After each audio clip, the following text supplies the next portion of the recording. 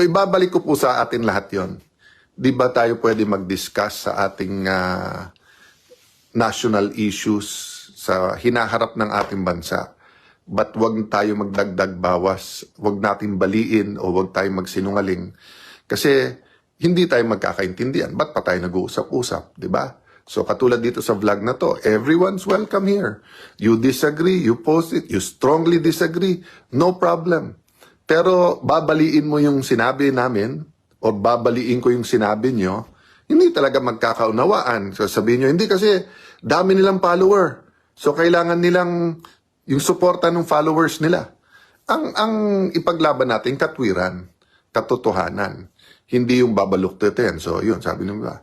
Paano naman magkakaroon ng snap election? Papabayaan ba natin na mag-resign yung mga yan at wala nang pananagutan? Mas madaling ang panagutin ang lahat kapag may clean slate na lahat yung nandyan weren't there the last 3 or 6 years, di ba? So, hindi naman yun yung topic ko ngayon, but yung topic ko nga po, di ba? Whether we talk about religion, whether we talk about biblical principles, or yun nga, conversation lang namin mag-ama.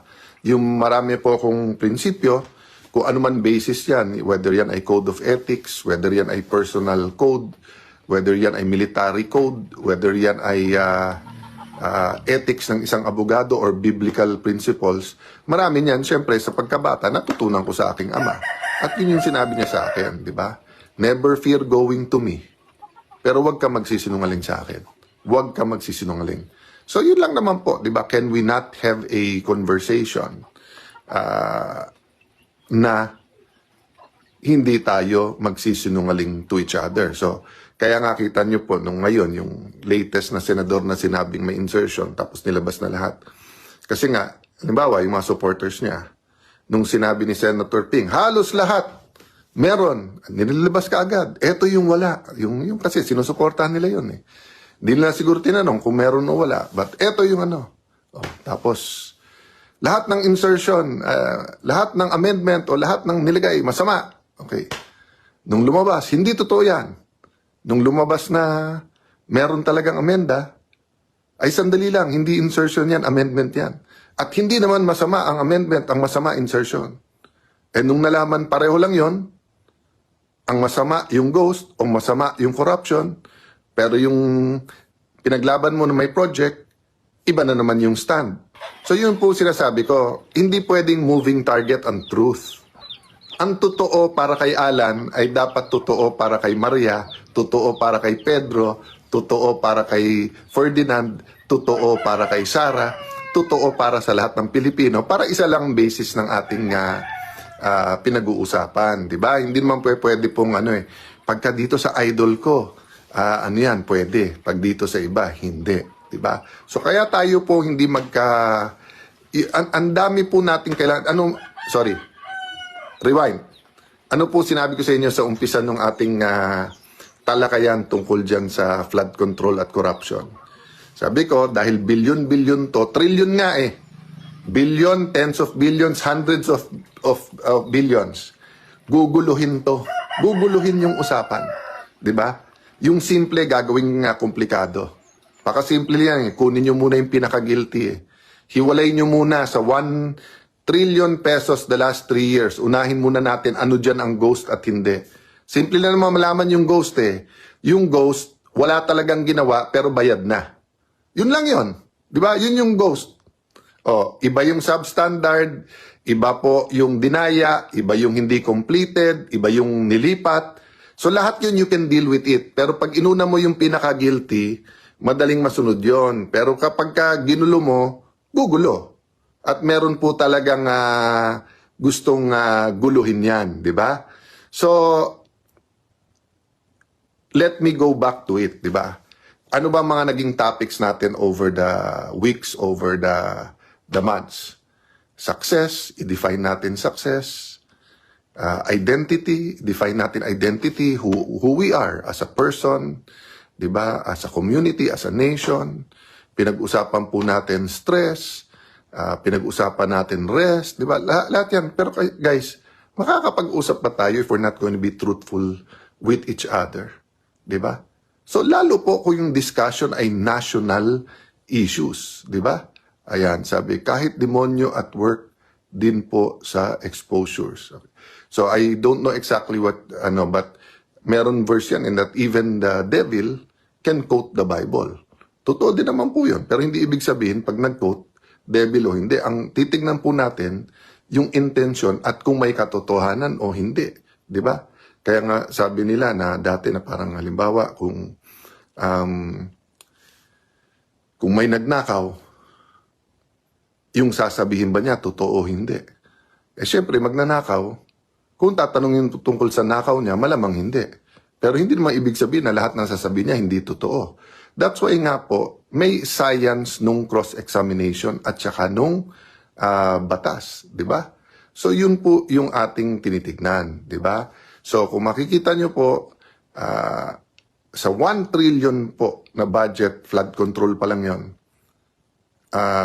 in the last 3 years. So in the last 3 years, mga 3 trillion sa infrastructure, DPWH pa lang yun. Meron pa tayong BIR, may customs, meron pong sa Department of Health, sabi ni Mayor Magalong, may tinitingnan din po kami dyan. Hindi po natin dapat lahatin eh. Kasi, di ba, hindi natin na sinasabing lahat ng sa costo, lahat ng sa BIR. Minsan naawa ko dun sa mga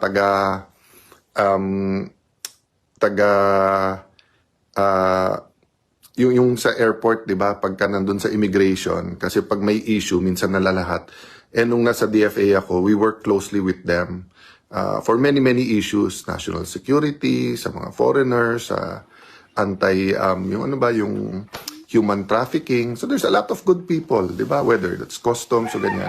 Kaya lang nga, pagka hindi na-expose ka agad, gumugulo. So that's what I'm saying. We have to have an honest and to goodness conversation with everyone. Those who joined us lang ngayon, yung tinatanong pa, may mangyayari ba bukas? Wala po kaming session bukas kasi po kami, so October 10 pa ho. At October 10 ho, birthday ni Cheese. Yon. So binibiro ko lang ho kanina yung sinasabi ko kasi ko ng asawa ko kung ano sinasabi ko. Sinasabi ko, hindi ako ang may birthday sa October 10. Pareho kaming October ang birthday. Ako po end of the month pa, 'di ba? Okay, so Atelia Pilaes.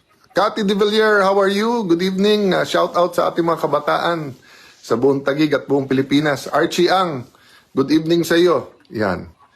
So, we're watching from Finland. Yan, si Winshoni Palomaria. Ganda daw dyan sa inyo. I think I've never been. Diba? Ang yaman ng Pilipinas pero di ramdam ng Pilipino. Nili Bates, thank you very much. Alam niyo po, may nagpre-pray sa amin, American pastor. Sabi nga niya, ang nakita niya isang bowl, pero butas-butas. At nakikita niya, ang nilalagay sa bowl or laman ng bowl, parang liquid gold or parang oil, ibig sabihin kayamanan. February niya po sinabi to ha.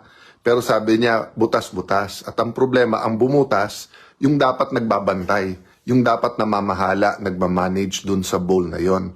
So sabi niya, dahil dun, may gagawin ang Diyos. Pero wag mangamba kasi kasama sa pag-uusig, yung revival. Diba? February sinabi sa amin yon.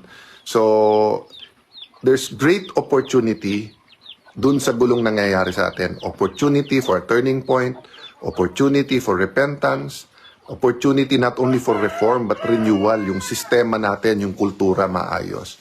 So, good evening everyone. Kahit napakarami tayo ngayon, good morning na pala, no?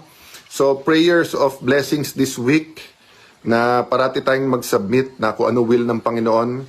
Gusto ko lang din pong hingin dun sa mga kasama natin ngayon kung meron pong, parati yan po sa mga inner circles natin, there's someone hurting, di ba?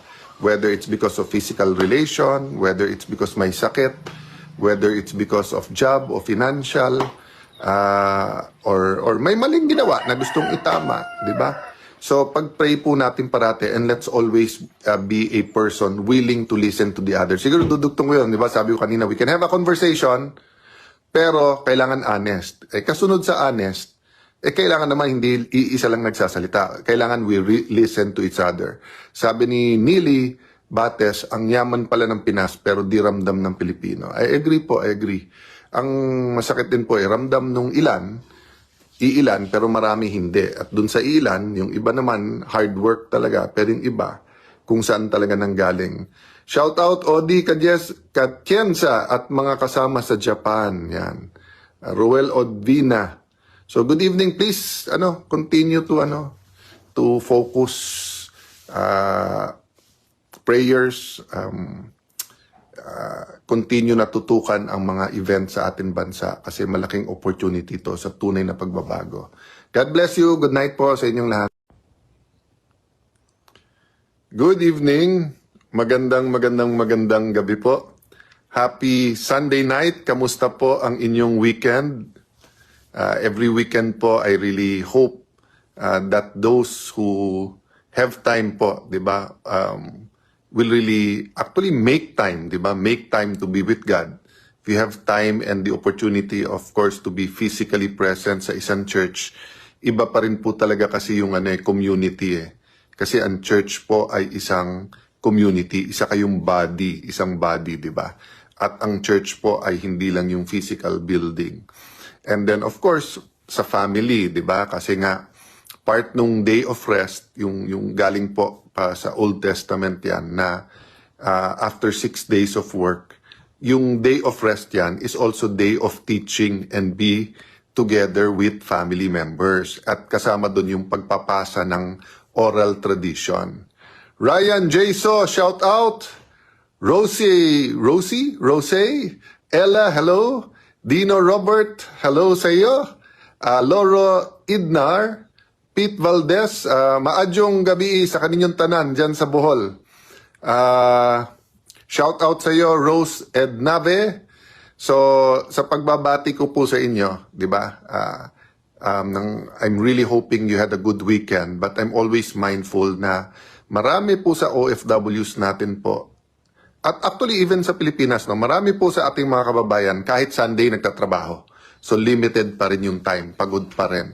At yung iba naman po na OFWs, kahit may time sa Sunday, either yun lang ang kanilang time, kaya busy din, at yan lang talaga yung pahinga, o kaya, what I meant by that is that their families are here.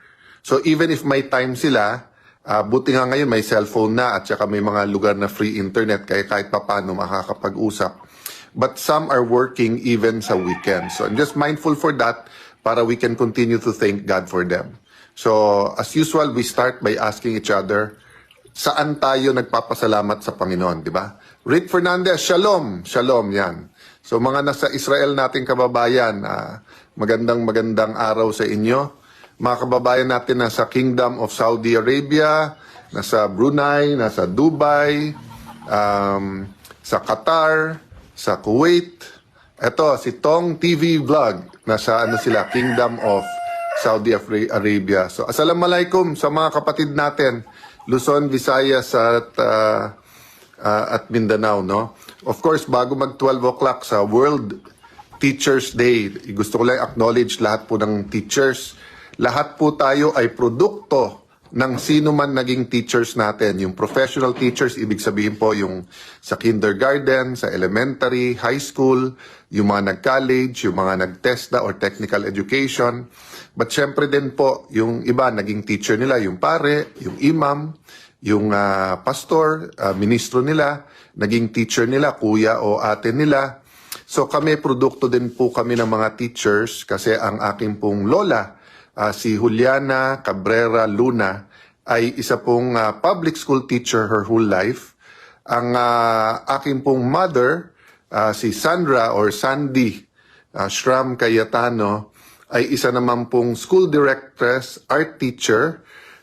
May master's degree po siya sa pagtuturo at siya po ay teacher din po. Mocha Uson, how are you, Mocha? Magandang gabi. Happy weekend sa inyo. Rosita Cangrejo, Aida, yan. So guys, ang dami nagtatanong, may mangyayari ba bukas sa Senate? Dahil sa Monday, okay. Parating may nangyayari sa Senate. Pero bukas po, kung tinatanong nyo yung sesyon, wala po kaming sesyon. Kaya maraming medyo natatawa ko yung mga grupo na ayaw sa atin, sa grupo natin. Panay post. Be alert. Pigilan natin. Magano tayo dito kaya sa Monday may balak po sila. Wala po kaming sesyon. Naka-adjourn po kami hanggang October 10. And then may usapan na po kami sa October 10. Yun ang abangan niyo po, October 10. Bakit niyo abangan? May usapan po kami, hindi po ako si Cheese. Lilinawin ko, ayan, si Mocha nakikinig. Almost 1,000 na tayong nakikinig. Ayan, Mila Vinegro. Brother Romel, nasa Kingdom of Saudi Arabia, God bless you. Thank you po sa covering us with prayer. So, I was in the middle of saying sa October 10, doon kami may sesyon. At may usapan na kami ni Senator Cheese. Si Senator Cheese ang usapan namin, hindi ako. So, lilinawin ko lilinawin ko. Ang usapan namin, si Senator Cheese ang magse-celebrate ng kanyang birthday sa October 10. Kasi birthday niya October 10. Ako po, end of the month pa. Kayo naman kasi ang dami niyong iniisip eh. Sunday, family time, time sa community niyo. O pati asawa ko po to, napaal. Akala niya may ina-announce ako. Hindi po, yun nga sinasabi ko na steady lang po. Whatever will be, will be. Let's walk by faith and not by sight. Diba? So yes, grabe po ang fear, ang anger, confusion, pero grabe din po ang pagmamahal. So, ano ba yung hierarchy sa Bible? Una, mahalin ng Diyos. So lahat tayo, kapwa-tao, lahat tayo creation ng Panginoon. Anuman religion natin, anuman edad natin, anuman ang political color natin. Diba? So una, mahalin natin Diyos. Pangalawa, sabi ng Diyos, kung paano tayo mahalin natin yung isa't isa. So, hirap po, mahirap. Pag nagbabasa ka nagbabash sa'yo, paano mo mamahalin yun? Pero yun ang utos ng Diyos. Diba? So, especially po, pagka may weekend, may time off, let's talk, let's have a conversation. Actually, yun ang topic ko ngayon. So, but tapusin muna natin ha. Let's praise God for weekends. Let's praise God for family. Praise God sa lahat ng mga churches, di ba? Sa mga lahat ng mga gawain. Of course, let's praise God sa lahat ng tumutulong po sa Masbate, sa parts po ng Mindoro, parts po ng Samar. Of course po, yung mga kababayan natin na tulong ng tulong sa Cebu. Shout out po sa lahat ng mga rescue, mga doktor po, mga nasa medical profession na nagtabang o nagtulong-tulong, di ba? So, yes, totoo po na, in action ang politika, but napakarami din nangangailangan. May malaking sunog. Nabasa ko a few days ago sa Davao and then sa CDO. So, there's so much we can do to help each other. Having said that, we have to multitask, di ba? So, marami tayong pag-uusapan this week, pero wag nyo na abangan yung may mangyayari. Basta't ipag-pray nyo parate, simple lang. Lord, put us where you want us and make sure we do what you want us to do. Diba? Tingnan niyo po yung buhay ni Moses. 40 years, nasa palasyo po siya. Ano po siya? Tinitignan pa na pwedeng maging Pharaoh. Ang Pharaoh nun, hindi pa ruler, dino-Diyos. Of course, hindi tunay na Diyos, pero dino-Diyos. After that, 40 years siya nasa desert. Ma-imagine po yan, 40 years ka na sa palasyo and then 40 years, tupa ang kausap mo doon sa desert. Pero yung pala hinahanda siya ng Panginoon. Pero hindi para bumalik sa palasyo at maging occupant ng palasyo. Kung hindi, para kausapin ang Pharaoh at sabihin, let my people go. Then he had to lead his people. 40. So, yes, lahat po tayo may ambisyon, lahat po tayo may vision, lahat po tayo may malasakit, lahat po tayo gustong lumaban, especially this time na talagang kailangan magka-tipping point, kailangan magka-turning point, kailangan may point of preference, at kailangan talaga may pagbabago. Thank you po sa mga nanonood from Sulu. Yan. Stephanie Chan. Anong tanong niya? Cram, good evening sa'yo. Sharon Rose, Pete Valdez. Yan. Sorry guys, mabilis mag-scroll. Hindi ko nababasa lahat. Liz Holmes, maayong gabi sa kaninyong tanan. Kamusta po ang mga taga Davao? Ayan. Okay, maraming totoo, maraming hindi eh. Tignan nyo po yung sa proposal ko lang po na sabi ko, please consider. So, kumbaga sa mga nagmi-meeting, lahat naghahanap ng solusyon. So minsan, guys, pag-isipan nyo to. Ang dami ng dagdag bawas eh. May dami nagte-text, nagko-comment, sabi gano'n. Pag nag-resign ng lahat, paano yon? Hindi na kayo accountable. Wow, ang layo naman nun. Yung ngayon nga pag nag-attend ng hearing at napagbintangan, sabi may conflict of interest at baka gamitin mo posisyon mo. Di pag nag-resign, wala nang posisyon na pwedeng gamitin at definitely, pwede mo pa rin i-hold accountable.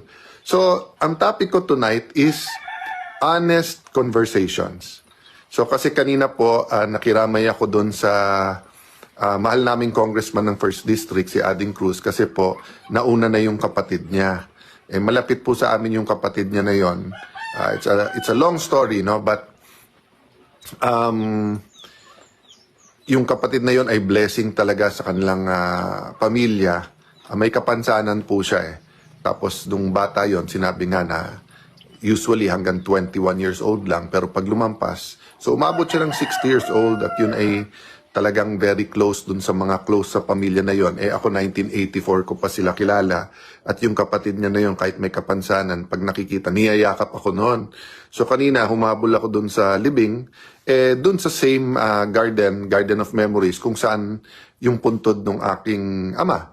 Tapos yung aking uncle, so dun sa nakakakilala sa akin na Peter or Alan Peter. Kaya po kami Peter dahil Pedro po lolo ko. Pedro Santiago Cayetano. So ang usapan ng tatay ko at mga kapatid niya, lahat ng firstborn na lalaki sa pamilya ay may Peter or Pedro. That's why may pinsan ako sa US, Peter James. May pinsan ako sa San Francisco, Pedro yon, pero Jojo ang palayaw. Yung uncle ko po, yun ang junior, Peter.